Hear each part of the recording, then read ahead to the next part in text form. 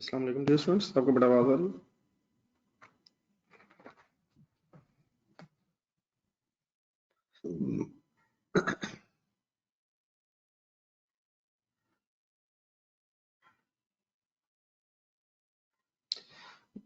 जी बेटा, सबसे पहले जरा ये एक नज़र दोबारा ये जरा क्वेश्चन नंबर 4 देख लीजिएगा। ये फाइनल हो गया, पेज नंबर 74।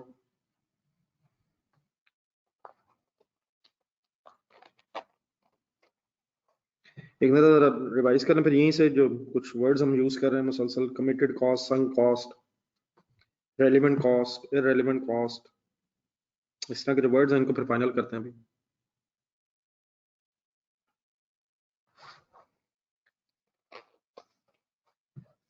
जी देख लें एक नज़र, कोई कंफ्यूजन अगर आएगी तो फाइनल कर लें।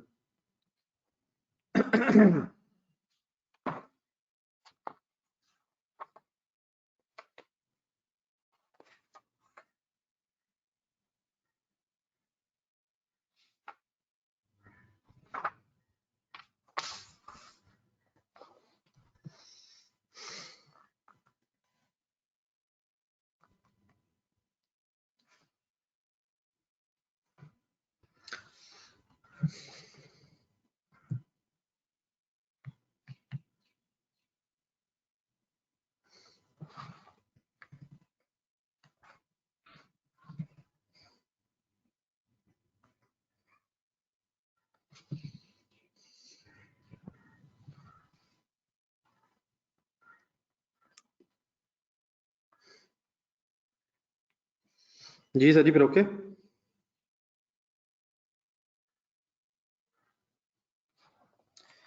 चलें सर, फिर पेज नंबर 80 पे एक मिनट आएगा।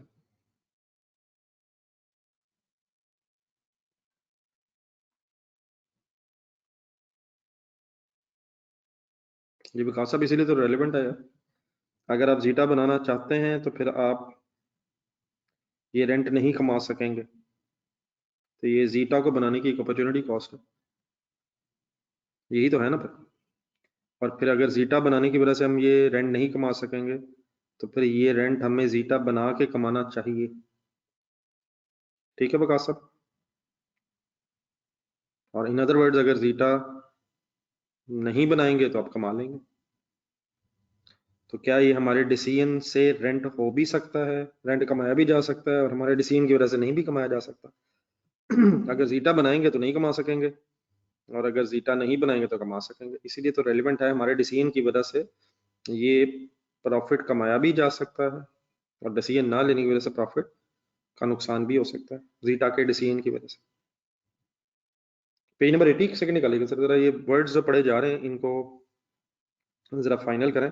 आपके पास पेज नंबर 80 के दरमियान में terms used in relevant costing का कोई नाम से एक हेडिंग बनी होगी।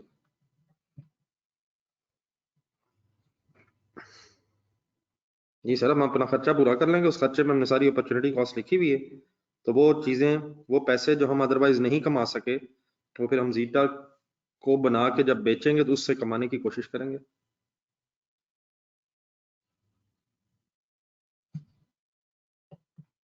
ये ठीक है बका साहब?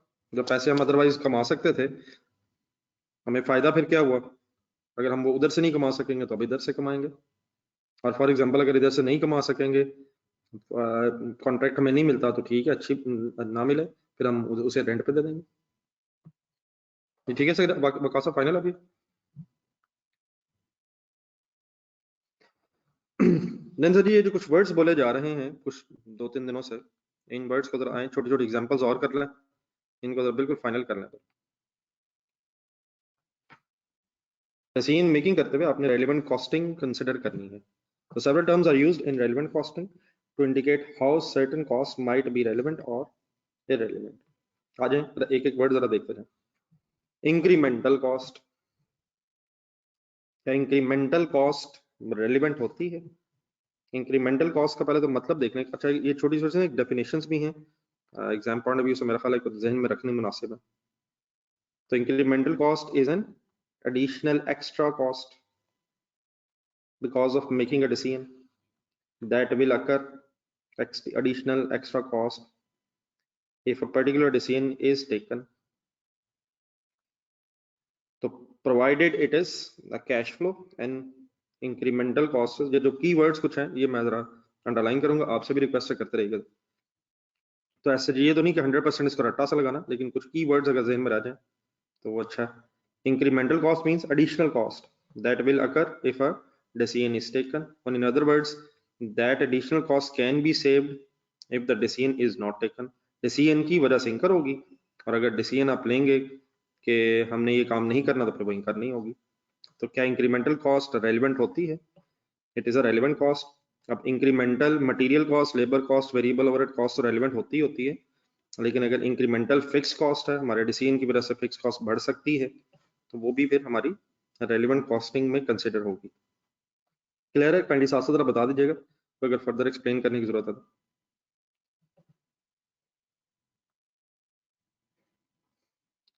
देन माय डियर, उसके बाद एक वर्ड आ रहा है डिफरेंशियल कॉस्ट।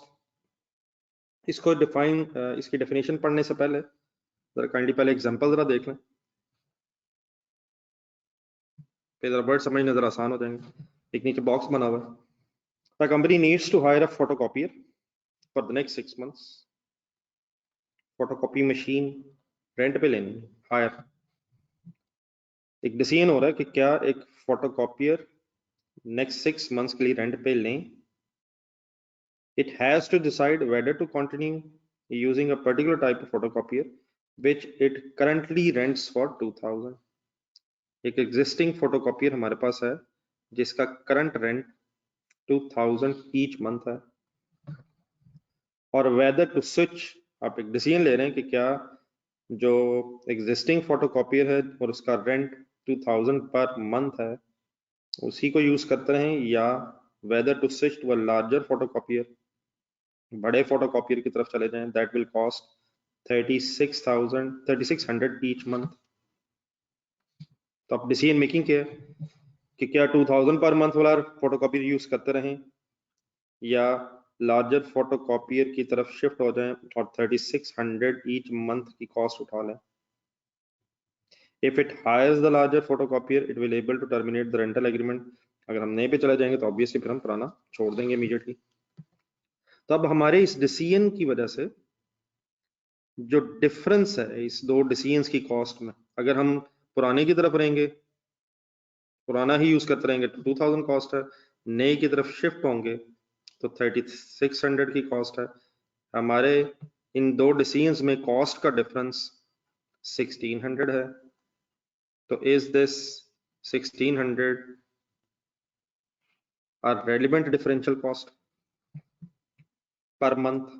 ये जो डिफरेंस इन कॉस्ट है, अगर आप कोई ऑल्टरनेट्स चूज करना चाह रहे हैं और उसमें एक ऑल्टरनेट और दूसरे ऑल्टरनेट की कॉस्ट का जो डिफरेंस है, that difference is called as differential cost.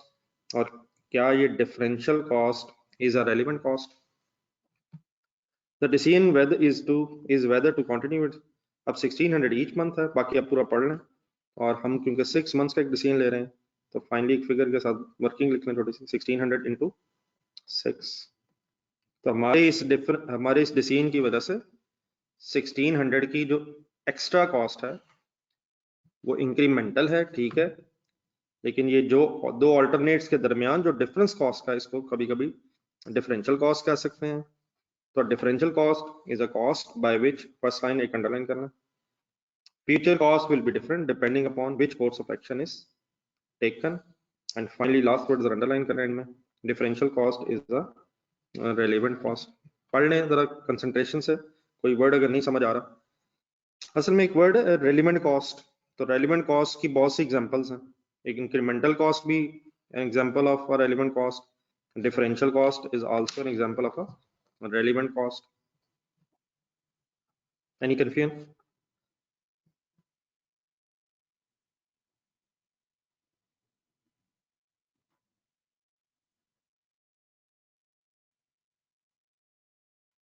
Sir ये रेंट की कॉस्ट ही होती है अब्दुल्ला शरीफ साहब, ये क्या सवाल है? 2000 कॉस्ट नहीं है, ये तो रेंट है, तो रेंट की कॉस्ट है 2000। एग्जिस्टिंग फोटोकॉपियर की रेंट कॉस्ट 2000 है, अगर आप शिफ्ट करेंगे एक दूसरे फोटोकॉपियर की तरफ तो उसकी रेंट कॉस्ट 3600 है। और इन दोनों ऑल्टरनेट्स में कॉस्ट का डिफरेंस 1600 है, दैट 1600 इज डिफरेंशियल कॉस्ट। और हमें ये फैसला करते हुए फिर कंसिडर करना चाहिए कि ये 1600 रुपये एक्स्ट्रा देना पड़ेगा, तो इस फैसले में 1600 फिर एक रेलिवेंट कॉस्ट बन जाएगी। ठीक है सर।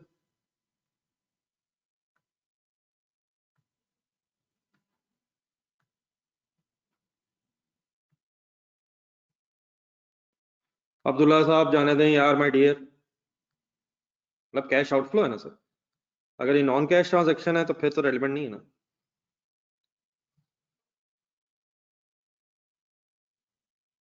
अच्छा सभी कितनी कम हो सकती है सर बताएं। कैश आउटफ्लो है तभी और रेलिवेंट है, अगर कैश नहीं जाना फिर तो रेलिवेंट कॉस्ट नहीं ना, हमारे कैश आउटफ्लोज होने हैं ना, इसलिए तो रेलिवेंट है। ये ठीक सब कैसे कम हो सकती है जरा काइंडली बताइए।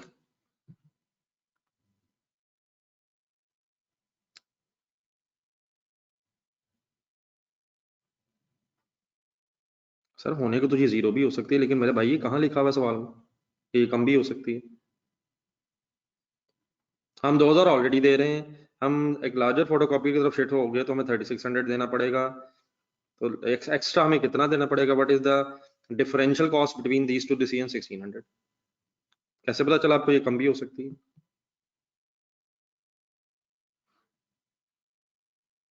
होने को तो सर ये भी हो सकता है रेंट फ्री में मिल जाए। देन माय डियर इसी तरह फिर कुछ वर्ड्स हो सकते हैं, नेक्स्ट पेज पे avoidable and unavoidable cost. Simple मेरा ख्याल है कुछ वर्ड्स ऐसे हैं जिन्हें आप वैसे भी सोच सकते हैं। क्या अवॉइडेबल खर्चे रेलिवेंट होने चाहिए, और क्या अनअवॉइडेबल खर्चे ऐसे खर्चे जो होने ही होने, हम जो मर्जी कर लें, फैक्ट्री का कोई रेंट है, हम प्रोडक्शन ज्यादा करें कम करें, अनअवॉइडेबल खर्चे। अवॉइडेबल खर्चे, वेरिएबल कॉस्ट अक्सर अवॉइडेबल होती हैं, लेकिन इंक्रीमेंटल फिक्स कॉस्ट भी अवॉइडेबल होती हैं। तो avoidable cost is a cost that could be saved depending upon whether or not a particular decision is taken. Unavoidable cost is the cost that will be incurred anyway. ऐसा खर्चा जो होना ही होना है, उसकी फिर से टेंशन भी नहीं लेनी चाहिए, वी कांट डू एनीथिंग। वो अनअवॉइडेबल कॉस्ट फिर इररिलेवेंट टू द डिसीजन है, और अगर रेलिवेंट कॉस्ट है अवॉइडेबल खर्चे हैं तो वो फिर रेलिवेंट कॉस्ट है। कुछ वर्ड्स अंडरलाइन करना है, एक एग्जांपल पढ़ें जरा। The company has 1 year remaining on a short-term lease agreement on a warehouse. The rental cost is 1 lakh per year. The warehouse facilities are no longer required because operations have been moved to another warehouse that has a spare capacity. एक warehouse rent पे था, short term lease rent है, simply lease rent ही होता है, यकीनन फिर उसकी different varieties हैं फाइनेंशियल अकाउंटिंग में, लीज एग्रीमेंट, रेंट एग्रीमेंट, बल्कि अक्सर कभी अगर आपको इत्तेफाक हो तो समटाइम्स ये रेंट एग्रीमेंट्स पे भी लीज एग्रीमेंट लिखा होता है। तो 1 लाख उसका रेंट था, लेकिन अब ये वेयर हाउस रिक्वायर्ड नहीं है क्योंकि ऑपरेशंस को हमने दूसरे वेयर हाउस में शिफ्ट कर लिया है जिसमें स्पेयर कैपेसिटी अवेलेबल थी। If the decision is taken to close down the warehouse, the company would be committed to paying the rental cost up to the end of the lease term. However, it would have saved local taxes, property taxes को समझना, 16,000 for the year, and it would no longer need to hire the services of a security company to look after the empty building, which currently costs 40,000. एक up to the end of the lease term rent हमें देना पड़ेगा। अगर हम इस decision लें कि ware house बंद कर दें, इवन देन लीज टर्म के एंड तक हमें रेंट देना पड़ेगा, लेकिन टैक्सेस में 16,000 और सिक्योरिटी कंपनी का, सिक्योरिटी गार्ड्स का 40,000 बच जाएगा क्योंकि बिल्डिंग एम्प्टी है। The decision whether about whether to close down the unwanted warehouse should be based on the relevant cost only. बाकी अब अगर हम डिसीजन ले रहे हैं कि इस वेयर हाउस को बंद करें या ना करें, तो इसमें से कोई अवॉइडेबल कॉस्ट और अनअवॉइडेबल कॉस्ट है। अगर हम ये वेयर हाउस बंद कर भी दें तो रेंटल कॉस्ट तो जब तक एग्रीमेंट खत्म नहीं होता हमने देना है, वो तो अनअवॉइडेबल है। लेकिन ये जो लोकल टैक्सेस और सिक्योरिटी सर्विसेज के पैसे हैं 56,000 टोटल कैसे बन गए? 40,000 प्लस 16,000। इसको अगर गौर से पढ़ा जाए तो शायद ये फिर अवॉइडेबल कॉस्ट है। इट मींस हमारे इस डिसीजन से कि वेयर हाउस को बंद कर दिया जाए 56,000 कैन बी सेव्ड, लेकिन अगर हम इसे बंद करें या ना करें, we can't avoid 1 lakh per year. Therefore, this 1 lakh rental cost is unavoidable cost. ठीक है, सही है, बट समझ आ गए? जरूर पड़ेगा ये मतलब है बात सिंपल सी, लेकिन इसने बड़ा मसलसल चलते चले जाना, तो कुछ वैसे वर्ड्स हैं जो हजम करना। ऐसा खर्चा जो हमारे डिसीजन से चेंज हो जाए, डिसीजन से चेंज हो जाए वो रेलिवेंट है, और डिसीजन से अगर चेंज नहीं हो रहा तो वो इररेलेवेंट है। आज नेक्स्ट पेज पे सर एक वर्ड आया था कि committed cost, sunk cost, opportunity cost, ये कल 3 वर्ड्स आ रहे थे। तो committed cost, sunk cost, opportunity cost. एक सेकंड इसका कीजिएगा जरा, इस पेज पे अभी वापस आता हूँ मैं। इस नेक्स्ट पेज पे जरा कुछ अच्छी एग्जांपल्स हैं छोटी छोटी, पहले जरा उसको पढ़ लीजिएगा। ये 12.1 के नाम से 83 पेज पे पहले पढ़ना था। अपॉर्चुनिटी कॉस्ट काइंडली पहले 1 मिनट जरा पेज नंबर 83 पे, फिर वो कमिटेड मेरा ख्याल इस पेज पे है भी नहीं, पिछले पेज वापस जाते हैं। An opportunity cost the cost that measures the opportunity that is lost or sacrificed when the choice of one course of action requires that an alternate course of action be given up. Just concentration से 1 minute जरा दोबारा पढ़ोगे, बड़े अच्छे words हैं, मैं फिर बहुत से एग्जांपल्स आपको भी याद करवाता हूँ। Opportunity cost is the cost that measures the opportunity that is lost. एक opportunity lost या sacrificed,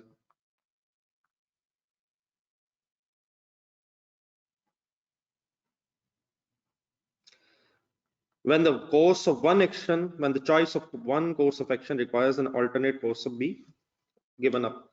2 रास्ते हैं जिंदगी में, आप इस तरफ भी जा सकते हैं और इस तरफ भी। तो अगर आप ये चूज करते हैं कि मैंने इस तरफ जाना है इस तरफ की बजाय, तो इस तरफ का जो फायदा आपने छोड़ा है इस तरफ जाने की वजह से, दैट फायदा जो छोड़ दिया आपने उस तरफ का जिस पे आप नहीं गए, is called as opportunity cost. ये कोर्स ऑफ एक्शन, एक रास्ता, 2 रास्ते, एक से ज्यादा रास्ते, फॉर एग्जांपल। तो अगर आप एक रास्ते को छोड़ के दूसरे रास्ते पे जा रहे हैं, तो जिस रास्ते को छोड़ के आपने एक दूसरा रास्ता अडॉप्ट किया है, जिस रास्ते को छोड़ा उस पे जो फायदा हो सकता था, that is an opportunity cost of choosing this alternate. अब इसको जरा अगर हम थोड़ा सा कुछ पिछला, फिर मैं याद कराता हूँ बीच में जरा चीजें। प्रोसेस कॉस्टिंग के जमानों में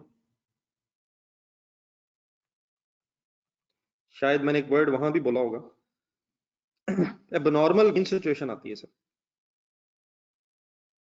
एबनॉर्मल गेन याद है? Abnormal gain, normal loss. Normal loss के सामने हमेशा एक्सपेक्टेड यूनिट्स लिखे होते थे। कंसंट्रेट करिएगा प्लीज, बातें जहन में आनी कभी कभी। Abnormal gain 20 units. What is actual loss? 80। Actual loss, normal loss के सामने हमेशा एक्सपेक्टेड यूनिट्स, और अगर अबव नॉर्मल है तो अब नॉर्मल लॉस, और अगर बिलो नॉर्मल लॉस है तो अब normal gain. What is actual loss? बताएं।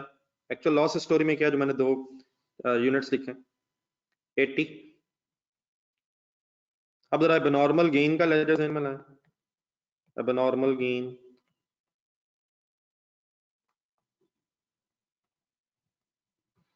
नॉर्मल लॉस का लेजर। कोशिश करें कुछ ना कुछ चीजें याद रखा जाए। 100 यूनिट्स को बेच के फॉर एग्जांपल 500 रुपया कमाया जा सकता था। Normal loss debit, process account credit, 500 कमाया जा सकता था, 20 यूनिट्स जो गेन हो गया है, कम लॉस हुआ है, उसके सामने उसकी अमाउंट होती है, रिकवरी वैल्यू नहीं होती है। तो फॉर एग्जांपल इसकी कॉस्ट है 400, नॉर्मल गेन अदर इनकम, तो ये इस तरह से ट्रांसफर होगा, प्रोसेस अकाउंट डेबिट, अब नॉर्मल लॉस क्रेडिट। एक रिस्क ले तो रहा हूं लेकिन होपफुली कुछ हिम्मत कर लेंगे आप। देन जरा नॉर्मल लॉस के लेजर में 80 यूनिट आप बेच सकेंगे, 80 यूनिट आप बेच सकेंगे, 5 रुपए मैंने एक प्राइस रखी हुई है, तो 400 के बेच सकेंगे। ये जो 20 यूनिट्स हम नहीं बेच सके और 100 रुपया नहीं कमा सके, it is an opportunity cost of not producing the normal loss. अगर नॉर्मल लॉस हो जाता, अगर ये 20 यूनिट्स भी नॉर्मल लॉस हो जाते, तो हमें 100 कैश और रिकवर हो जाता। यकीनन अब 400 फायदा तो हुआ है, लेकिन इस 400 रुपए का फायदा लेते हुए हमें 20 रुपए का, 20 यूनिट्स का 100 रुपए का नुकसान भी उठाना पड़ गया है। Therefore, what is the net gain? 300. So what is this 100? It is an opportunity cost of not reducing the normal loss.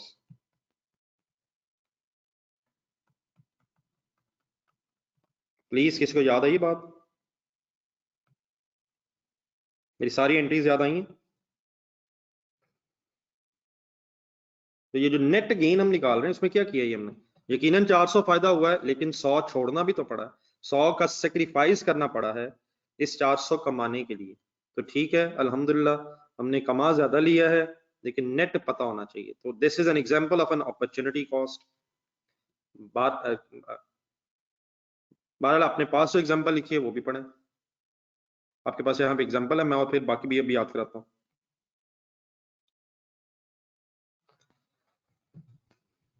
A company has an opportunity to obtain a contract for the production of Z, which requires processing on a machine X, which is already at full capacity.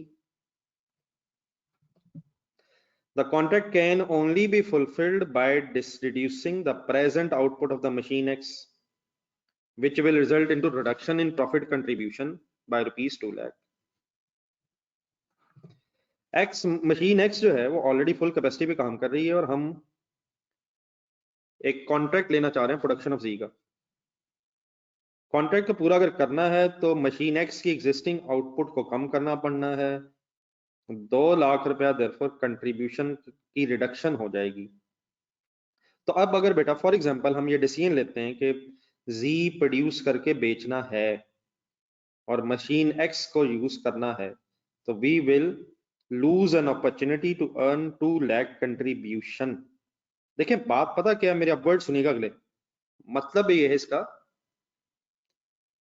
मतलब इस story का भी है कि वो लोग 2 लाख जो हम अदरवाइज कमा सकते थे, और अब अगर हम उसे सेक्रीफाइस कर रहे हैं, तो वो 2 लाख एक अपॉर्चुनिटी कॉस्ट के एंगल से अपने पेज पे लिखने का मतलब ये है कि ये 2 लाख फिर अब हमें जी की प्रोडक्शन करके कमाना ही कमाना है फ्रॉम द कस्टमर।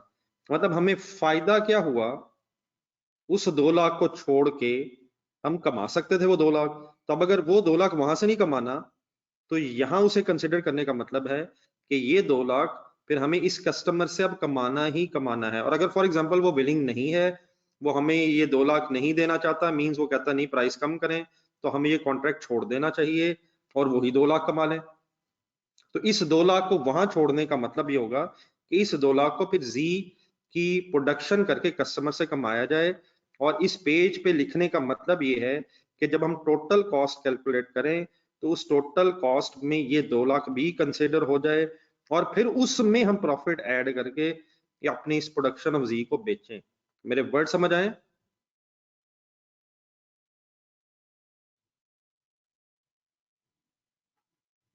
ये मेरी पूरी बात समझ आई है फाइनली? इस 2 लाख को इधर कंसिडर करने का मकसद क्या है? प्लीज यार रिस्पॉन्ड कर दें यार, मैंने इतनी मुश्किल से लंबी बात की है। चलें आप तो this is an example of an opportunity cost. अब जरा इस तरह करें, वो जो ग्लोबल वाला क्वेश्चन था, जो ग्लोबल वाला भी क्वेश्चन हो रहा था पेज नंबर 74 पे,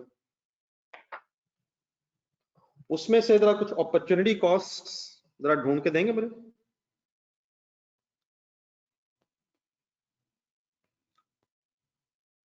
टोटल कॉस्ट में सर ये 2 लाख होगा विकास साहब।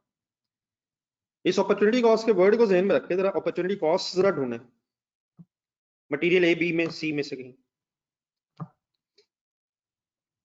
मटेरियल ए में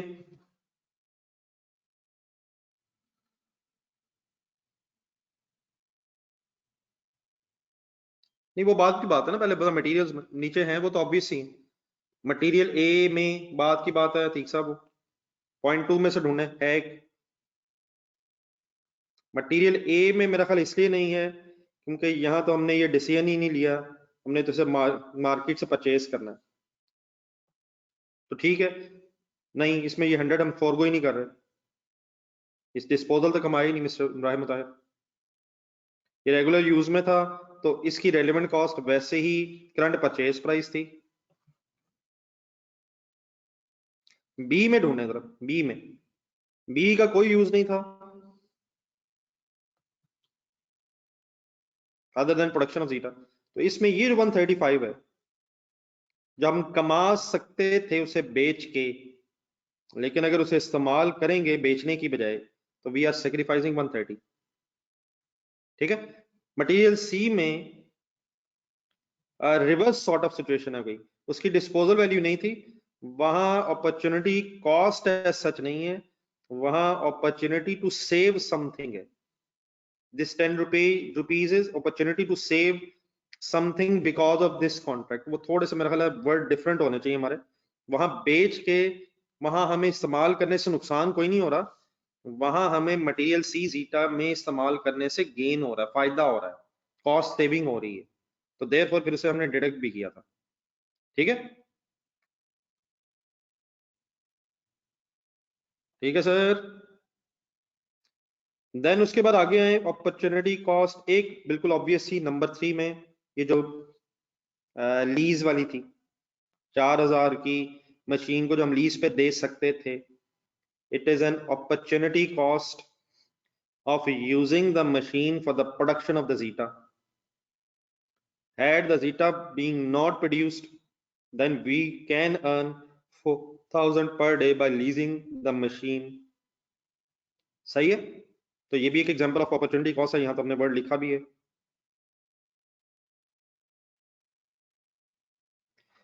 इसी तरह जो इनिशियल डिस्कशन हुई थी हमारी, वो जो लोअर ऑफ का डिसीजन लेते हैं, बल्कि वो मेरे ख्याल ले चुके हम यहाँ, लोअर ऑफ का जो डिसीजन होता है यहाँ, हायर ऑफ का, ये मटेरियल्स में, वो जब मुझे स्टॉक अवेलेबल है, रेगुलर यूज में नहीं है, फिर वो यूज ऑल्टरनेट यूज की कंट्रीब्यूशन, एनआरवी फ्रॉम सेल, उनमें से हायर उठाया जाता है। तो ये जो फिर हम फिगर सेलेक्ट कर रहे होते हैं ना कि उस फायदे को छोड़ के हम इधर आ रहे हैं, दैट इज द मीनिंग कि हम अपॉर्चुनिटी कॉस्ट की बात कर रहे हैं। ठीक है, अब मेरा ख्याल है कि सफिशिएंटली आपको ये वर्ड समझ आ गया, हजम हो गया, प्लीज अभी opportunity cost word.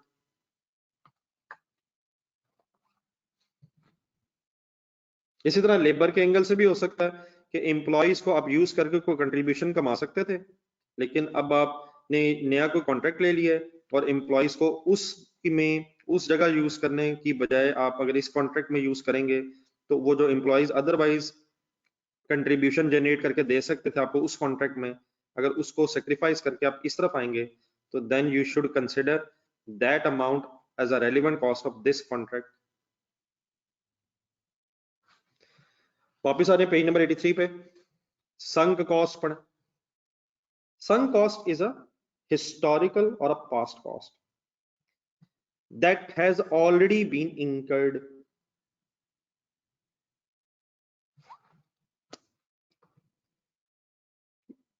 These are not changed, recovered in any case, and ignored while decision making. For example, in not relevant, ignored while decision making, इसकी भी 2-3 एग्जांपल्स अभी याद कराता हूं। sunk cost already incurred, past cost already incurred। इसको फिर मैं committed cost अभी अभी फाइनल करता हूँ, कल कमिटेड भी एक वर्ड आ रहा था, उसमें और इसमें बस फर्क क्या है फिर finally. A company mistakenly purchased a machine, जिस तरह मैंने उस दिन शायद एक मोबाइल की एग्जांपल बताई थी आपको,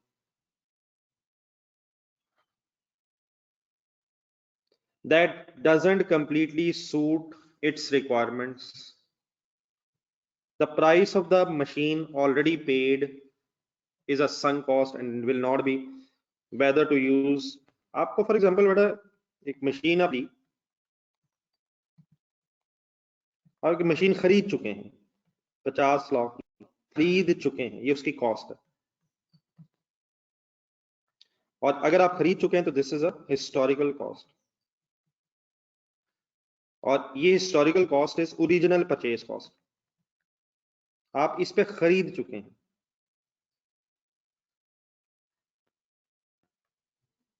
अब खरीदने के बाद आपको महसूस हो रहा है कि ये आपकी रिक्वायरमेंट्स को सूट नहीं कर रही, कंप्लीट सूट नहीं कर रही। अब आप ये डिसीजन लेना चाहते हैं कि क्या इस मशीन को बेचा जाए या जितना भी इसे इस्तेमाल किया जा सकता है इसे कर लिया जाए। तो ये फैसला करते हुए कि क्या आप इसे बेचें या इसे इस्तेमाल करें, आपको ये कंसिडर करना चाहिए कि सेल कितने पे हो सकती है और यूज की वजह से, यूज से बेनिफिट क्या हो सकते हैं, benefit from use. Let's assume for the sake of discussion कि बेच के इससे 25 लाख रुपया लिया जा सकता है, कमाया जा सकता है, एक बायर मिल रहा है जो 25 लाख पे लेने को तैयार है। और अगर इसे इस्तेमाल किया जाए बेनिफिट फ्रॉम यूज, तो फॉर एग्जांपल आपका ये एस्टीमेट है डेफिनेटली कि इससे प्रोडक्शन होगी, यूनिट्स बनेंगे, उसे मार्केट में बेच लेंगे, खर्चे होंगे, एक net benefit for example 15 lakh है। पहले ये फैसला करें कि क्या बेचें या इस्तेमाल करें। ऑब्वियसली इसे बेचें क्योंकि बेचने से ज्यादा पैसे मिल रहे हैं, लेकिन अगर इस्तेमाल से ज्यादा पैसे बचते हो तो फिर आप इस्तेमाल कर लें।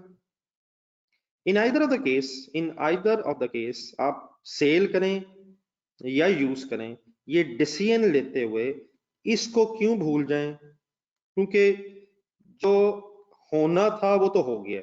अब आप बेचें या इस्तेमाल करें, you can't change this 5 million, can not change. आपके इस डिसीजन से कि इसे इस्तेमाल करें इसे बेचें, इसे नहीं बदलना। ये आपको पहले सोचना चाहिए था, खरीदने से पहले। लेकिन जब आपने खरीद लिया है, कॉस्ट इंकर हो गई है, you can not change this. Therefore original purchase cost, historical purchase cost are not considered in decision making and these are therefore called as sunk cost. Sunk cost का मतलब ये खर्चा डूब गया है, ये कॉस्ट इंकर हो चुकी है। You cannot change this cost because of the decision, because of a decision whether to use the machine or sell it in the market। तो ये जो ओरिजिनल परचेज कॉस्ट होती हैं, जो मैं 30 बता रहा था आपको बार बार, अगर आपको याद हो सैटरडे वाले दिन जब हमने इनिशियल डिस्कशन की थी कि 30 रुपए पर केजी मटेरियल खरीद लिया है, ओरिजिनल परचेज कॉस्ट, उसको हम कंसिडर नहीं कर रहे थे। क्यों? क्योंकि वो इंकर हो चुकी है और उसको अब हम नहीं चेंज कर सकते। तो ये जो हिस्टोरिकल कॉस्ट होती हैं, फाइनेंशियल अकाउंटिंग में ये वर्ड यूज होता है वैसे बार बार, तो वो डिसीजन मेकिंग के लिए रेलिवेंट नहीं है। ऑब्वियसली फाइनेंशियल अकाउंटिंग में उसी के बेस पर डेप्रिसिएशन भी चार्ज होती हैं, लेकिन डिसीजन मेकिंग करते हुए ओरिजिनल परचेज कॉस्ट को आप इसलिए कंसिडर नहीं कर सकते, नहीं करेंगे क्योंकि उसे आप चेंज नहीं कर सकते अपने डिसीजन से। बात क्लियर है मेरी सारी?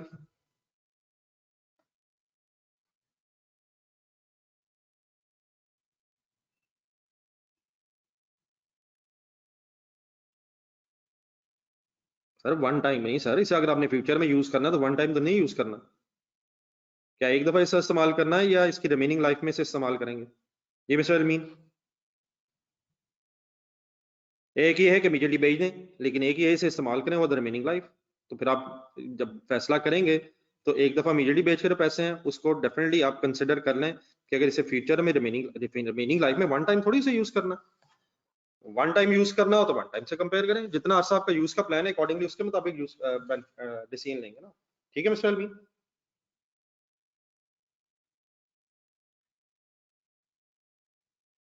बेच के रिकवर कर सकते हैं।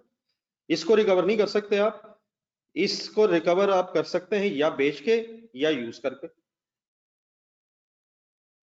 ठीक है मिस्टर मुस्लिम, हमने अगर ये डिसीजन लेना है कि इसे बेचें या इस्तेमाल करें, उस डिसीजन में ये 50 लाख कंसिडर नहीं होगा।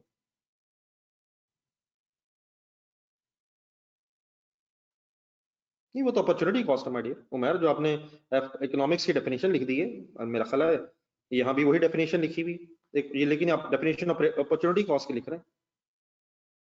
जी मिस्टर उमर, रिमेनिंग लाइफ अगर 1 ईयर है तो 1 ईयर की वर्किंग करेंगे, रिमेनिंग लाइफ अगर 5 ईयर है तो 5 ईयर की वर्किंग करेंगे। और सर जी अगर हम मिस्टर अदनान ये बात नहीं हो रही, अगर आप इसे 70 लाख पे बेच सकते हैं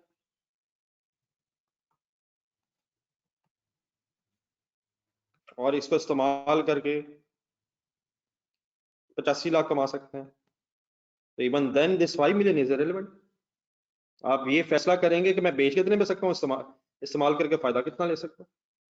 ठीक है मिस्टर अदनान, तो it is not relevant even then, पैसे ज्यादा मिले कम मिले, this is not the issue.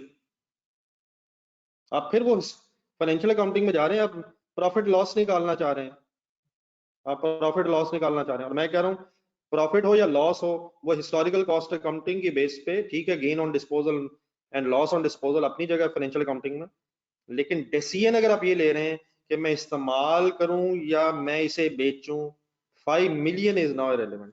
तो आपको ये देखना चाहिए कि इस्तेमाल की वजह से कितना फायदा होगा, यूज से कितना फायदा होगा, जो हो चुका है वो नहीं बदलेगा। ठीक है मिस्टर नान, फाइनल अब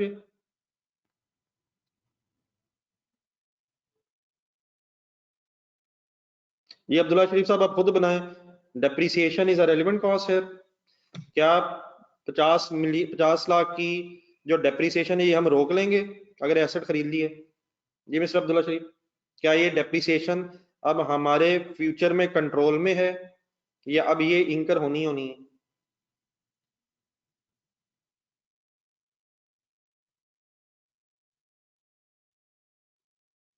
सर उसे रिकवर नहीं कर सकेंगे सर आप, मोहतशम साहब ये पहले करना चाहिए था। जी नहीं, डेप्रिसिएशन 80 लाख, ये कौन से अकाउंटिंग शुरू कर दी है my dear? Depreciation on 85 lakh, ये 85 लाख कौन सा एसेट है?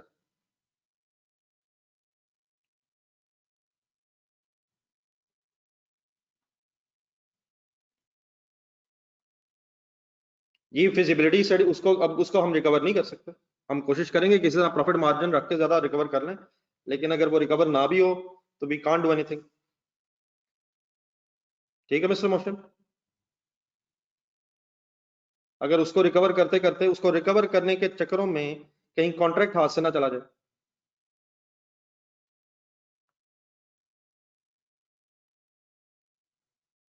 जी अभी इस केस में अतीक साहब, ये जो एसेट की डेप्रिसिएशन है ये अनअवॉइडेबल कॉस्ट है, लेकिन डेप्रिसिएशन पे मैं भी अलग टाइम पे लगाता हूँ। ठीक है, अच्छा अगर आपने एक दो वर्ड बोल दिए बीच में, मैं भी हल्का सा इसका जवाब दे रहा हूँ। ये जो एसेट है जो आप खरीद चुके हैं, इसकी डेप्रिसिएशन भी आप अब नहीं रोक सकेंगे, लेकिन बहरहाल मैं इस पॉइंट को, ये जो मैं कह रहा हूँ फर्दर एक्सप्लेन करूंगा। आप अपने वैसे सोच लें, क्या जो मोबाइल आपके हाथ में है इसकी डेप्रिसिएशन आप रोक सकते हैं? मुझे इस सवाल का एक जवाब दीजिएगा छोटा सा, बाकी आई होप कि सबके क्वेश्चन एड्रेस हो गए। आपके हाथों में एक मोबाइल है, अगर आप इसे इस्तेमाल नहीं करेंगे तो क्या ये डेप्रिशिएट नहीं होगा? ये इवन देन डेप्रिशिएट हो जाना, इसने ऑब्सलीट हो जाना। आप इसे अगर दराज में भी रखते हैं अपने, तो साल 1.5 साल बाद भी अगर निकालेंगे इसने कुछ ना कुछ खराब हो ही जाना है, बल्कि बगैर इस्तेमाल किए शायद ज्यादा जल्दी इसकी कोई लाइफ एंड हो जाए। तो बारह, लेकिन इस डेप्रिसिएशन के हवाले से अलग डिस्कस करेंगे। आप किसी का कोई क्वेश्चन तो नहीं रह गया अनएड्रेस? किसी का अनएड्रेस क्वेश्चन तो नहीं रह गया स्टोरी में? क्वेश्चन नंबर 4 एक मिनट निकालिएगा। क्वेश्चन नंबर 4, ये जो ग्लोबल में सबसे एंड में वर्ड आए थे ना, ग्लोबल में सबसे एंड में एक वर्ड आए थे, feasibility study, cost has incurred on feasibility study, उसके साथ मेरा ख्याल हमने वर्ड लिखे तो थे संक, पेज नंबर 74 आई थिंक, अगर नहीं लिखे तो लिख लें प्लीज। अब ठीक है संक फिलहाल। फिर मैंने एक आपको एग्जांपल दी थी एक स्टूडेंट की, जो डिसीजन ले रहा है कि मैं सीए कंटिन्यू करूं या ना करूं, इस डिसीजन को करते हुए जो पहले हो चुका है वो अब नहीं सोचना चाहिए, अगला सोचना चाहिए जो बचाया जा सकता है या लगाया जा सकता है। जो हो गया है वो संक कॉस्ट है, एक वो भी एग्जांपल के तौर पे बीच में कंसिडर करना। ओरिजिनल परचेज कॉस्ट जो आ रही थी मटेरियल की, that is a sunk cost. ठीक है, अच्छा अब यहीं रुक के जरा एक सेकंड, इससे पिछले पेज पे जाएं, एक कमिटेड कॉस्ट पढ़ना, जरा इसको कोशिश करते हैं कि दोनों इकट्ठा रख के ज़हन में फाइनल करना जरा। Committed cost are a category of unavoidable costs. Committed costs are cost, underline करना से, that a company has already committed to or an obligation already made that cannot be avoided, that it cannot avoid by any means. देखिए ये जो committed का मतलब है agreement की cost, contractual commitments, contractual commitments.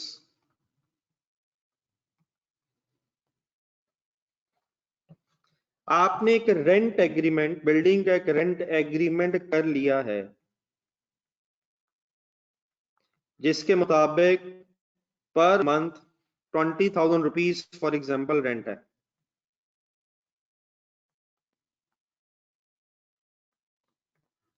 आप एक एग्रीमेंट को साइन कर चुके हैं और फॉर एग्जाम्पल अब ये एग्रीमेंट 1 साल के लिए नॉन कैंसिलेबल है। अब ये रेंट आपने देना तो शायद फ्यूचर में है, लेकिन अगर ये नॉन कैंसिलेबल एग्रीमेंट है फॉर 1 ईयर, तो वो जो 1 साल का रेंट अब आपने देना ही देना है, देना चाहे फ्यूचर में है, आप इसको अगर अवॉइड नहीं कर सकेंगे क्योंकि आप कमिटमेंट कर चुके हैं, तो फिर ये कमिटेड कॉस्ट है। संक कॉस्ट और कमिटेड में फर्क क्या है? संक शायद पहले इंकर हो चुकी है, उसने इंकर फ्यूचर में नहीं होना, इंकर हो चुकी है और पास्ट में। कमिटेड कॉस्ट फ्यूचर में इंकर तो होनी है, लेकिन होनी ही होनी है because of a certain agreement. इसी तरह अगर लीज एग्रीमेंट है, लीज एग्रीमेंट है, गाड़ी कोई आपने लीज पे ले ली है और उसके 3 साल के रेंटल्स हैं,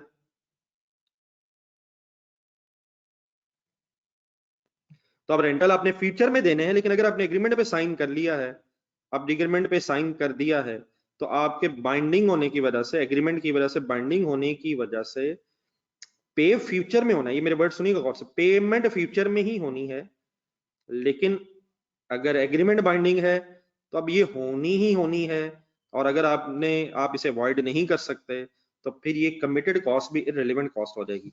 शायद फर्क सिर्फ क्या है, संक कॉस्ट पास्ट में इंकर हो जाती है और देयरफॉर हम कुछ नहीं कर सकते, कमिटेड कॉस्ट का पास्ट में एग्रीमेंट हो जाता है और पैसे फ्यूचर में जाने होते हैं, लेकिन एग्रीमेंट हो जाने की वजह से पैसे अब जाने ही जाने हैं। तो in either case sunk cost and committed cost है irrelevant in the decision making. फर्क क्या है, संक कॉस्ट इंकर हो चुकी है, लेकिन कमिटेड कॉस्ट एग्रीमेंट की वजह से होनी तो फ्यूचर में है, लेकिन एग्रीमेंट बाइंडिंग होने की वजह से, अगर एग्रीमेंट्स बाइंडिंग है तो आप कमिटमेंट कर लेने की वजह से अगर उस पर बाइंड हो गए मैं, तो अब ये अगर इंकर होना ही होना है तो इररिलेवेंट कॉस्ट है। हाँ एक छोटी सी चीज जरूर है, अगर एग्रीमेंट अभी फ्यूचर में होना है और आप उसे अवॉइड कर भी सकते हैं, करें या ना करें, तो अगर फ्यूचर में एग्रीमेंट होना है तो वो फिलहाल कमिटेड कॉस्ट नहीं है, लेकिन अगर आपने एग्रीमेंट कर लिया है और उसकी वजह से अगर आप कुछ अरसे के लिए बाइंड हो गए हैं, तो वो जितने अरसे के लिए आप बाइंडिंग है तो उस कॉन्ट्रैक्ट की वजह से वो कमिटेड कॉस्ट भी इररिलेवेंट हो जाएगी। मेरी बात क्लियर हो गई है प्लीज, दोनों एंगल से, संक एंड कमिटेड?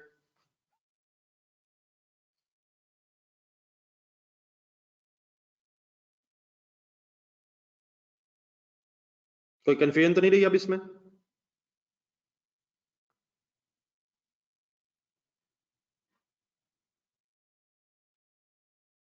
देन ये जो एग्जांपल है मेरा ख्याल है ये अब इंडिविजुअली पढ़ लीजिएगा, इसमें कोई इतना इशू नहीं है।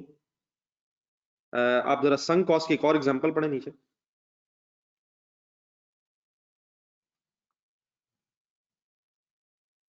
A company must decide whether to launch a new product into market। Company एक डिसीजन लेना चाहती है, कंसंट्रेशन से पड़ी गई ये फाइनेंशियल अकाउंटिंग और कॉस्ट अकाउंटिंग को थोड़ा सा डिसीजन मेकिंग के हवाले से जरा सेग्रीगेट करने की कोशिश करें जहन में। Company has decided must decide whether to launch a product, हम एक डिसीजन लेने लगे कि प्रोडक्ट मार्केट में लॉन्च करें या ना करें। It has spent and a further cost 90 lakh, 9 lakh on developing the new product and a further cost of 80,000 market research. It has spent 9 lakh product को डेवलप करने में और 80,000 मार्केट रिसर्च करने में। A financial evaluation for decision whether to launch the new product should ignore the development cost because अब आप अगर ये डिसीजन ले रहे हैं कि इस प्रोडक्ट को मार्केट में लॉन्च करें या ना करें, तो आपको बेटा सिर्फ ये सोचना चाहिए कि इसको लॉन्च करने से कितना प्रॉफिट हो सकता है और कितना एक्सपेंस होगा फर्दर, और अगर लॉन्च नहीं करेंगे तो उसके क्या नुकसान आते हैं।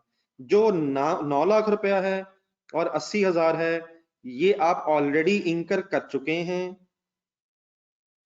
इसको कहेंगे संक कॉस्ट। यकीनन फाइनेंशियल अकाउंटिंग अगर बीच में लाएंगे तो ये हो सकता है कि आप कैपिटलाइज करके को अमोर्टाइज करना चाह रहे हो, तो फाइनेंशियल अकाउंटिंग अपनी जगह है। लेकिन अगर आप ये डिसीजन लेना चाह रहे हैं कि इस प्रोडक्ट को लॉन्च किया जाए या नहीं, तो आपको ये देखना चाहिए कि प्रोडक्ट की लॉन्चिंग में कितने फर्दर खर्चे होंगे और कितनी कॉस्ट सेविंग्स हो सकती हैं, और अगर उसमें कोई नेट बचता है तो फिर आपको प्रोडक्ट का लॉन्चिंग का डिसीजन लेना चाहिए।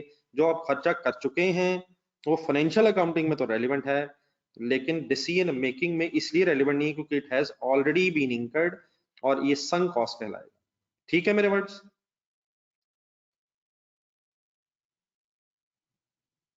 ये मेरे ख्याल से सब आप क्लियर है।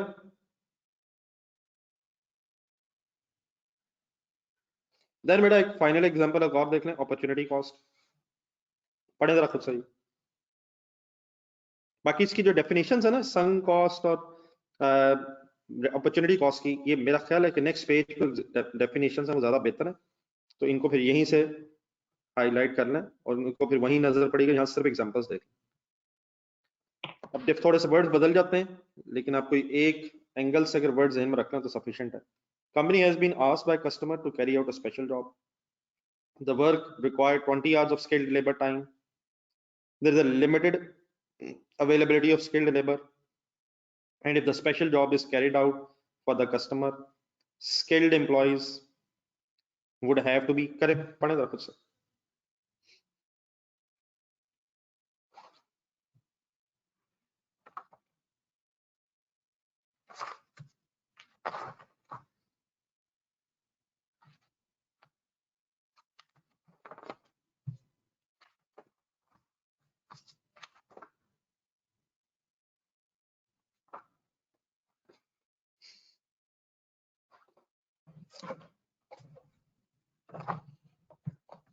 Any confusion in this story?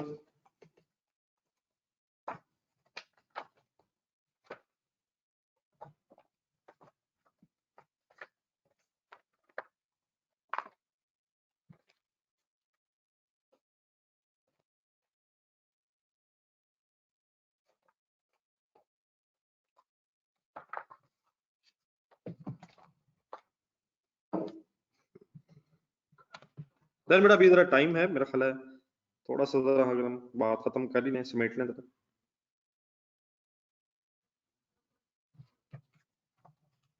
पहले जरा 1 मिनट जरा जो मेन कुछ काम है वो जरा खत्म करें।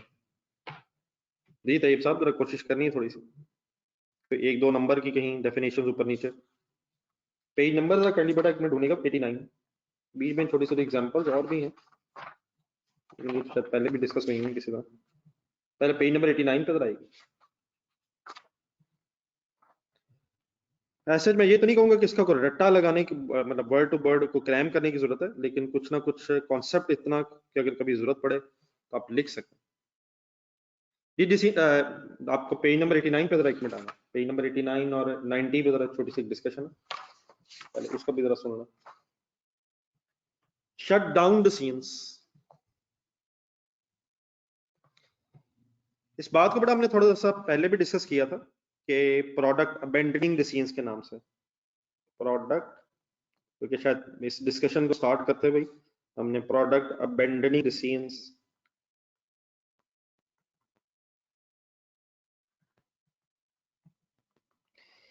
क्या एक प्रोडक्ट को बनाते रहें? यस। कब तक? अगर उसकी पॉजिटिव कंट्रीब्यूशन है। हाँ, अगर वो प्रोडक्ट नेगेटिव कंट्रीब्यूशन जनरेट कर रही है और आपके पास उसका कोई ऑल्टरनेट नहीं है, तो उसको पॉजिटिव कंट्रीब्यूशन की तरफ लाने के लिए और कोई ऑल्टरनेट अवेलेबल नहीं है, तो देन आपको फिर उस प्रोडक्ट को बंद करने के बारे में सोचना चाहिए। याद आए मेरे वर्ड्स?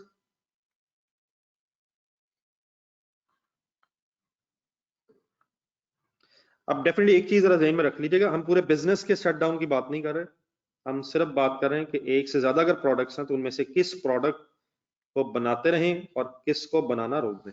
अब इसमें छोटी सी एक वेरिएशन है, क्योंकि अब हमने काफी कुछ पढ़ लिया हुआ है, तो अब शायद हम वो वेरिएशंस भी समझने की पोजीशन में हैं। कंपनी बी, एग्जांपल पे आते हैं, बाकी ऊपर जो लिखा हुआ है वो तो इसी की एक्सप्लेनेशन है। Company B makes 4 products, the budget for the next year is as follows.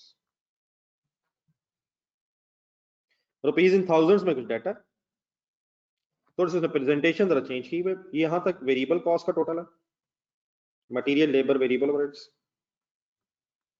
फिर उसने सेल लिखी हुई है, फिर ये कंट्रीब्यूशन है। यहां तक अगर हम गौर से देखें तो सारी प्रोडक्ट्स पॉजिटिव कंट्रीब्यूशन जनरेट कर रही हैं, सेल, वेरिएबल कॉस्ट। लेकिन बड़ा नई चीज ये है इस स्टोरी में कि इसके बाद जो लिखा हुआ फिक्स कॉस्ट को दो हिस्सों में ब्रेक किया हुआ, directly attributable fixed cost and share of journal fix cost.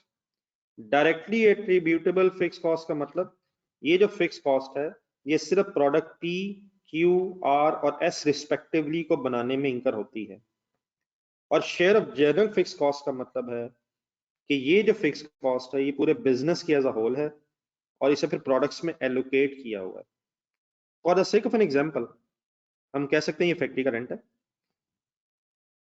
और फैक्ट्री में 4 डिपार्टमेंट्स हैं जिनमें एक हर डिपार्टमेंट में प्रोडक्ट पी, क्यू, आर और एस को बनाया जा रहा है। तो this is share of general fix cost, means factory का रेंट ये है, फैक्ट्री के सिक्योरिटी गार्ड्स हैं, फैक्ट्री मैनेजर की सैलरी ये है, फैक्ट्री के परमानेंट एम्प्लॉइज। अब ये जो 400, 250 और 300 एंड 300 लिखा हुआ है directly attributable fixed cost are cash expenditures that are directly attributable to each individual product. मसलन for example, for the sake of a discussion, कि इसकी एग्जांपल के तौर पे ये कोई इन डिपार्टमेंट्स के परमानेंट एम्प्लॉइज हैं, means department P, Q, R, S के कुछ परमानेंट एम्प्लॉइज हैं, या इस तरह से कह लें इन्हीं डिपार्टमेंट्स में जो मशीनरीज हैं ये उनकी इंश्योरेंस है। एक है फैक्ट्री की इंश्योरेंस, और फैक्ट्री में सारे डिपार्टमेंट्स हैं, तो फैक्ट्री का रेंट, फैक्ट्री की इंश्योरेंस, फैक्ट्री के परमानेंट एम्प्लॉइज, ये तो फिर ओवरऑल फिक्स कॉस्ट है, जनरल फिक्स कॉस्ट है। लेकिन अगर किसी डिपार्टमेंट के परमानेंट एम्प्लॉइज, डिपार्टमेंट की मशीनरी की इंश्योरेंस, डिपार्टमेंटल रेंटल वैसे नॉर्मली होता नहीं, लेकिन फॉर एग्जांपल अगर है तो वो भी पॉसिबल है। तो डिफरेंस क्या है, एक नई चीज हम बीच में क्या कंसिडर करें कि कुछ प्रोडक्ट्स की स्पेसिफिक फिक्स कॉस्ट भी हैं और कुछ बिजनेस की ओवरऑल जर्नल फिक्स कॉस्ट भी है। नहीं, इंक्रीमेंटल ये उस तरह से वर्ड नहीं है प्लीज, ये इंक्रीमेंटल का अब ये वाली बात नहीं है। इंक्रीमेंटल कोई डिसीजन ये नहीं हो रहा कि हमने को फ्यूचर में प्रोडक्ट्स वाला डेवलप करनी है, को कॉन्ट्रैक्ट मिला हुआ, बात तकरीबन आपकी बन सकती सही, लेकिन अब इस वक्त थोड़ा सा डिसीजन क्या चेंज हो रहा है, डिसीजन मेकिंग क्या हो रही है, 4 प्रोडक्ट्स हैं, उन चारों प्रोडक्ट्स की पॉजिटिव कंट्रीब्यूशन है, यहां तक हमें पहले भी पता है, फिर हमें ये भी पता है कि बिजनेस की ओवरऑल फिक्स कॉस्ट होती है, लेकिन शायद बीच में एक नई चीज जो ऐड हो रही है इस टाइम वो ये है कि बिजनेसेस ये जो हो रहे हैं, एक बिजनेस जो हो रहा है उसके अंदर जो प्रोडक्ट्स बन रही हैं उन प्रोडक्ट से रिलेटेड डिपार्टमेंटल या प्रोडक्ट वाइज भी कुछ स्पेसिफिक फिक्स कॉस्ट हैं। तो स्पेसिफिक सबसे अच्छा वैसे मुझे वर्ड महसूस हुआ, स्पेसिफिक टू द डिपार्टमेंट कुछ फिक्स कॉस्ट है, specific fix cost and general means overall fix cost. ठीक है मिस्टर एजाज, एंड ठीक है आप जो बात कर रहे हैं एजाज साहब, मुझसे आपको क्लियर? तो इसमें बेटा अगर फॉर एग्जांपल फिक्स कॉस्ट के इस तरह से ब्रेकअप हो जाएं, फिक्स कॉस्ट के इस तरह से दो हिस्से हो जाएं, तो देन डिसीजन मेकिंग करते हुए क्या किया जाता है, वो मेरी बात आप कंसंट्रेशन सुनिएगा, ऐसी बात नहीं है जो हमें समझ ना आ सके, बिल्कुल रिलैक्स रहिएगा। आप बात समझने के लिए सिर्फ एक टोटल यहां तक कीजिएगा जरा। ये ऊपर है कंट्रीब्यूशन और एंड में है प्रॉफिट या लॉस। तो प्रोडक्ट क्यू और प्रोडक्ट एस जो है ये नेट लॉस में है। मैं आपसे रिक्वेस्ट कर रहा हूं कि डायरेक्टली एट्रीब्यूटेबल फिक्स कॉस्ट के बाद एक जरा कंट्रीब्यूशन निकालने, means contribution after directly attributable fixed cost.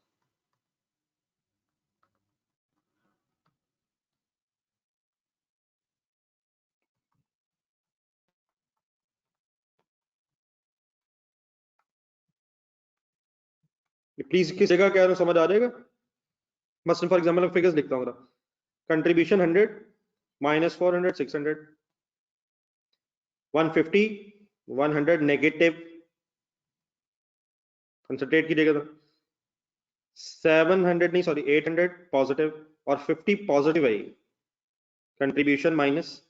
और ओवरऑल अगर हम देखें तो 25 600 एंड 1215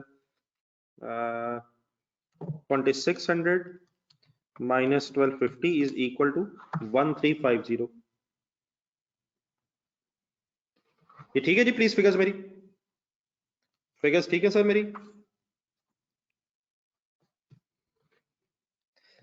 अब एक चीज तो पहले जहन से निकाल दें, जो पहली बात हमें पता है,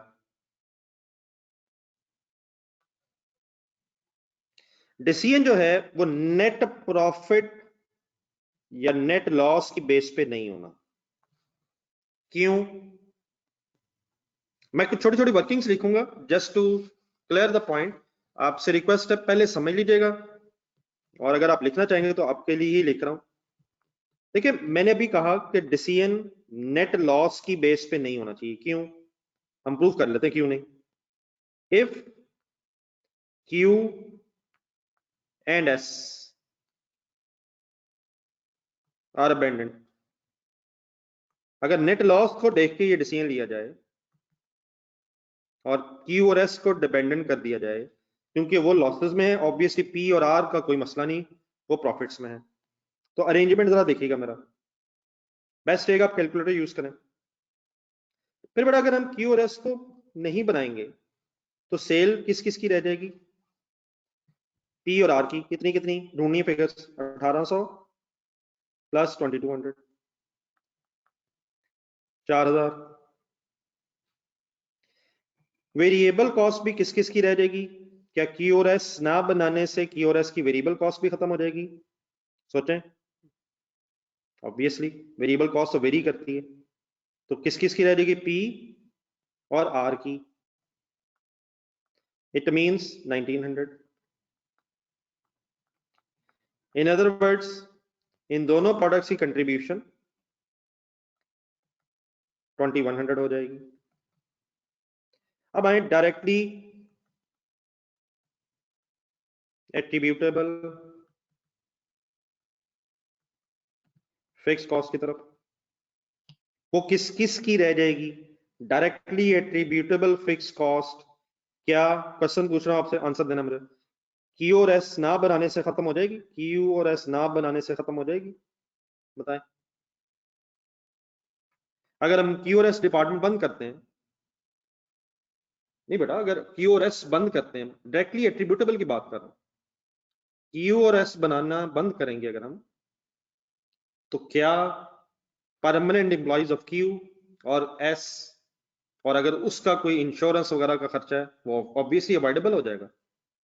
समझ आ जाएगी प्लीज? तो therefore directly attributable fixed cost भी किस किस की रह जाएगी? पी और आर की, विच मींस 400 एंड 300।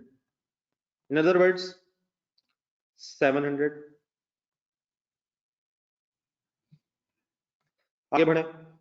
ये जो जर्नल फिक्स कॉस्ट है, फैक्ट्री का रेंट, फैक्ट्री की इंश्योरेंस, फैक्ट्री के परमानेंट एम्प्लॉय, सिक्योरिटी गार्ड्स, ये बेटा तभी खत्म होगा, जनरल फिक्स कॉस्ट खत्म होगी जब फैक्ट्री बंद करेंगे, और वो डिसीजन हम नहीं ले रहे। तो it will remain same, it's total will remain same. Obviously obviously ये फिर 1100 अगर आप प्रोडक्ट्स पे एलोकेट करना चाहेंगे तो फिर वो पी और आर पे एलोकेट हो जाएगा, टोटल विल रिमेन सेम। जी बिल्कुल सही कह रहा है अब्दुल, आपने मेरा ख्याल मैंने वही वर्ड यूज किया 1100। अब टोटल सेम रहेगा और ऑब्वियसली फिर ये पी और आर में बस एलोकेट होगा, लेकिन टोटल विल रिमेन सेम। ठीक है मिस्टर अब्दुल्ला जी डियर। अब इसकी बेस पे अगर हम यहां तक वर्किंग करें तो नेट प्रॉफिट क्या आ रहा है, 2100 माइनस 1800, आंसर आ रहा है 300। और ये जो 300 है मोर है 250 से। तो क्या क्यूएस दोनों को अबेंडन करने से प्रॉफिट बढ़ रहा है? यस बढ़ तो रहा है, लेकिन अगर आपसे रिक्वेस्ट की जाए कि थोड़ी सी मेरी बात और कंप्लीट हो जाए, यकीनन बढ़ तो रहा है,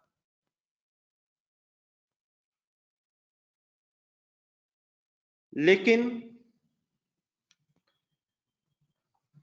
अगर फॉर एग्जांपल आपके सामने 3 वर्किंग्स आएंगी, फिर उसकी बेस पे हम एक फाइनल डिसीजन ले सकते हैं। फिलहाल ऑब्वियसली 50,000 से प्रॉफिट बढ़ गया है दोनों को छोड़ने से। इफ देखिए पी और आर को तो नहीं छोड़ना चाहिए, ये तो अंडरस्टूड बात है क्योंकि उनमें तो प्रॉफिट है। इफ ओनली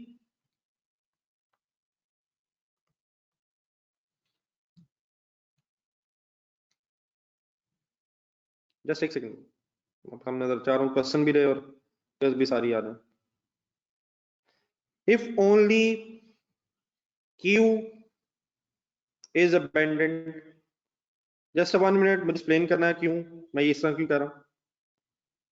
मे बी आप भी फिगर अगर देख रहे हो तो आपको भी थोड़ा सा आइडिया हो रहा हो कि मैं क्या वर्किंग करना चाह रहा हूं, लेकिन बात जरा लिख के जरा करवा लेते। सेल अगर फॉर एग्जांपल सिर्फ क्यू छोड़ा है तो सेल बेटा फिर किस किस की रह जाएगी, पी आर एस की 1800 प्लस 2200 प्लस 1550, तो फिगर विल बी 4000। मेरी सॉल्व जरूर करते रहिएगा और अगर कहीं गलत तो बस बता दीजिएगा, चाहे बाकी नाम बताएं। 5550 will be the sale. Variable cost very करेगी, तो देयरफॉर सिर्फ 800, 1100 और 1200, which means 1900 plus 1200 means 3100। दोनों का difference 2450, 5500 5550 minus 2450 is equal to 3100 is sorry 2450 ठीक जी, डायरेक्टली एट्रीब्यूटेबल फिक्स कॉस्ट। फिर सिर्फ किसकी खत्म होगी, क्यू की। किस किस की रहेगी, 100 वाली, आर की 300 और एस की फिर शामिल हो जाएगी। अगर आपसे अबेंडन नहीं करेंगे तो उससे रिलेटेड फिक्स कॉस्ट भी रहेगी, तो ये बड़ा बन जाएगा 1000। Once again the important thing is general fix cost का टोटल सेम रहेगा, ऑब्वियसली उसकी एलोकेशन बदल जाएगी। तो यहां तक बड़ा फिगर अगर हम सॉल्व करें तो 2450 माइनस 2100, ये फिगर बन जाएगी 350। Why this figure has changed, 100 से बढ़ रही है। Class working if only S is abandoned,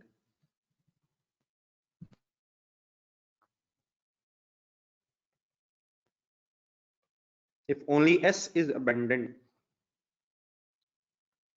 why we are not taking decision about P and R, क्योंकि वो तो बड़ा प्रॉफिट में। why we are considering Q S loss में, तो अगर S छोड़ें वो भी लॉस में, उससे क्या होगा 1800 प्लस 2200 और rather than adding 1550 1650 फिर पहले ही ऐड कर लेते हैं। Only S is abandoned. 2200. The total figure becomes 4000,5650. Variable cost. जी मोहतरम वही जरा फाइनल करना जरा ज़हन में। Variable cost 18800 plus 1500 means हो गया 2300 plus 1100।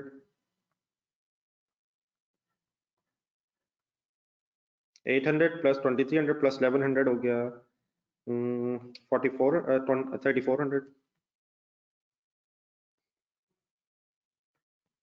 Therefore contribution is, sorry जरा आपको बोर कर रहा हूँ यार, 5400 minus 5400 5650 minus 3400 2250। फिर डायरेक्टली रिलेटेड फिक्स कॉस्ट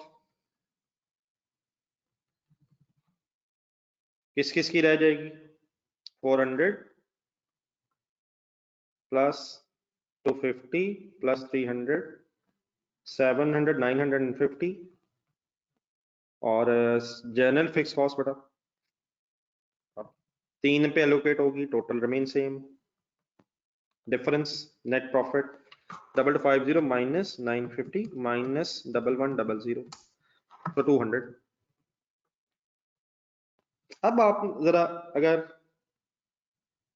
मुझे बता सकें ये हो क्या रहा है तो ठीक है, फिगर्स हमारे सामने। अब Q को छोड़ें, QS दोनों को छोड़ें या S को छोड़ें, पहले ये फैसला करना जरा।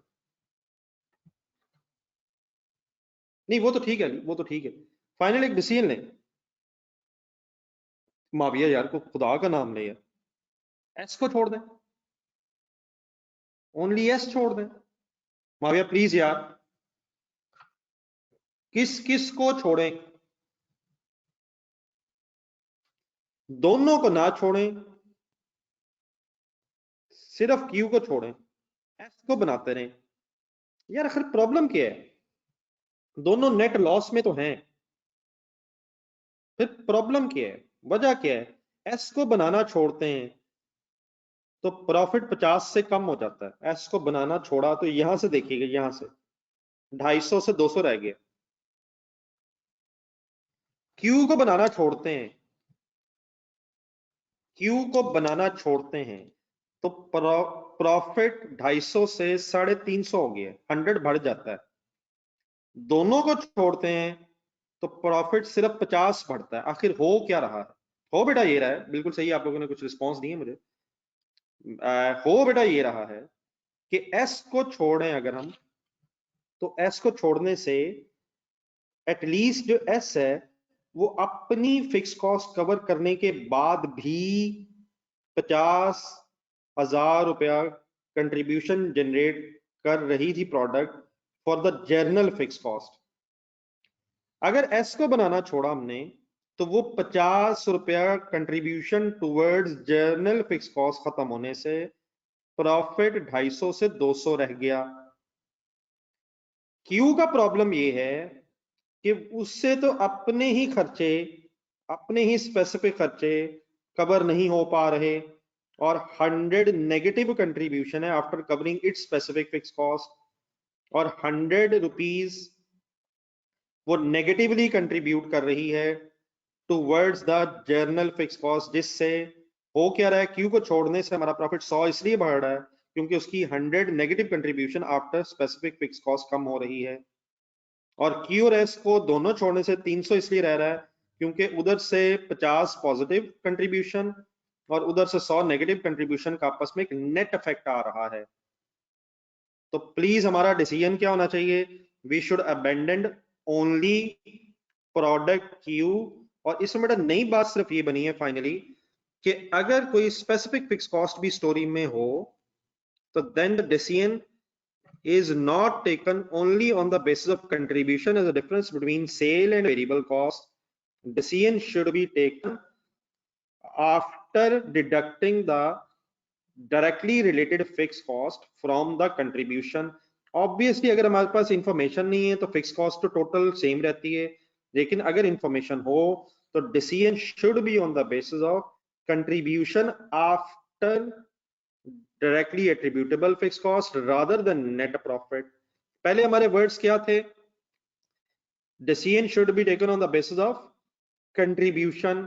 जस्ट इजाफा किन वर्ड्स का हो रहा है? अगर इंफॉर्मेशन अवेलेबल हो, decision should be taken.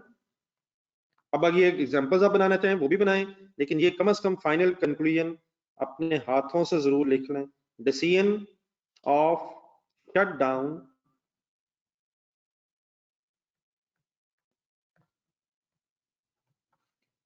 should be taken, decision of shutdown should be taken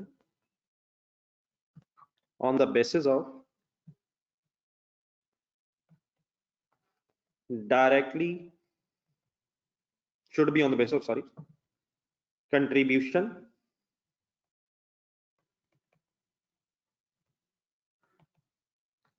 after directly attributable, directly attributable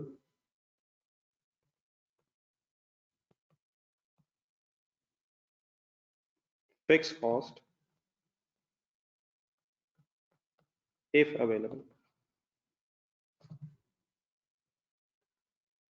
Obviously if it is not available then word हो जाएंगे should be on the basis of contribution, लेकिन if it is available क्या directly attributable fixed cost, then the decision should be on the basis of contribution after directly attributable fixed cost.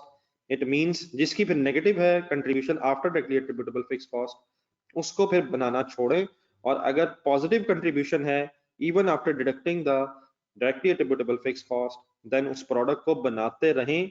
obviously कोशिश करें कि वो product भी ultimately profit की तरफ जा सके, लेकिन अगर वो प्रॉफिट की तरफ ना भी जा सके तो कम से कम उसकी positive contribution towards general fix cost अगर अवेलेबल है तो उसको बनाना फिर बेनिफिशियल है।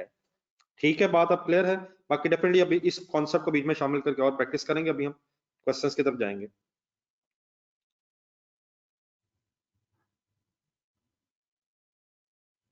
ये नोट भी कर लें, आई एम वेटिंग, नोट करके जरा बता दीजिएगा।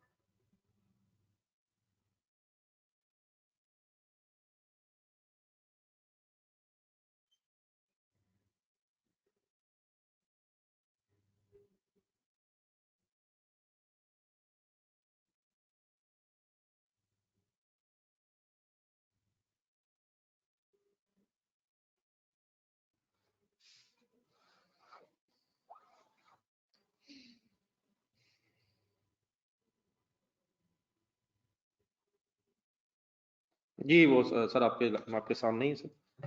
जी बेटा, नोट कर लिया सबने?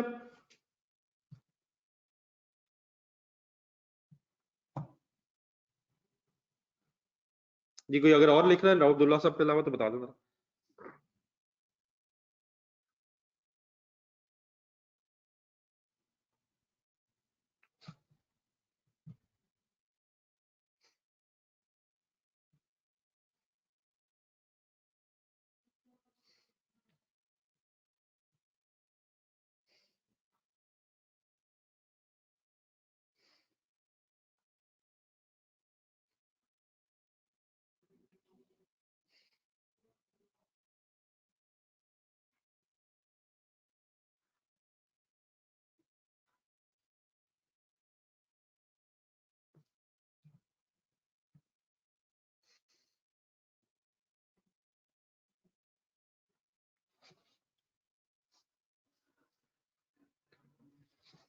जी सर जी, प्लीज जो लोग लिख रहे हैं जरा लिख के बता दो।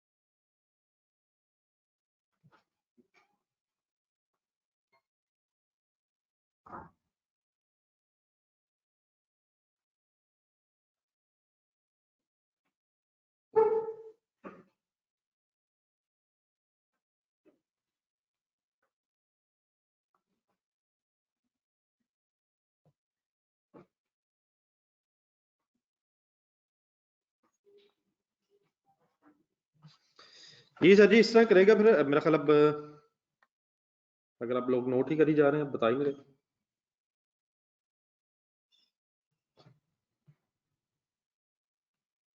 नहीं, जिन्होंने बता दी वो ठीक है, लेकिन बाकी बाकी जो हजरात डब्ल्यू का मैसेज लिख रहे हैं उसके बाद बताएंगे।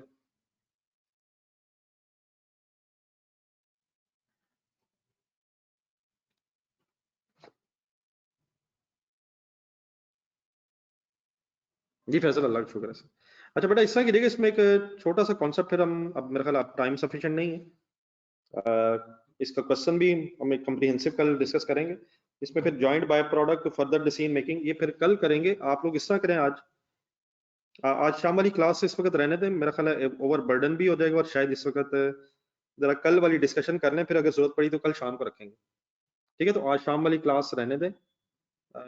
अगर जरूरत महसूस हुई तो कल फिर शाम को आपको थोड़ा सा जरा बॉदर करूंगा, ठीक है।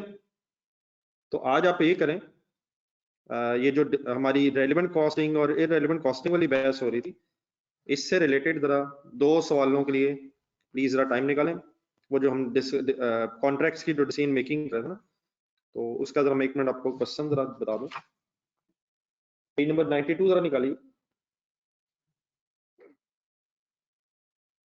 चीजें सर ये असल में बहुत ज्यादा हैं, जितनी प्रैक्टिस कर ली जाए उतना ही कम हो जाता है। तो जितनी हम एफर्ट कर सकते हैं वो एफर्ट होनी चाहिए। तो आप लोग पेज नंबर 92 जरा निकालिएगा। इसमें एक 12.2 के रेफरेंस से एक जेडी के नाम से क्वेश्चन मिलेगा आपको।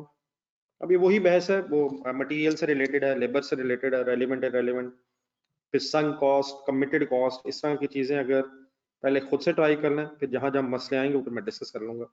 तो एक ये जेडी के नाम से है, और एक नेक्स्ट पे पेज पे 12.3 प्रोडक्ट B22 के नाम से है, और इन्हीं के फौरन बाद फिर इनके आंसर्स भी आपको मिल जाएंगे। तो ये 2 क्वेश्चन जरा होमवर्क रख लें, इन्हीं के डिस्कशन से फिर कल दोबारा स्टार्ट कर लेंगे अपनी गेम। ठीक है, ठीक है सर। तो इंशाल्लाह फिर कल मुलाकात होगी। अल्लाह हाफिज।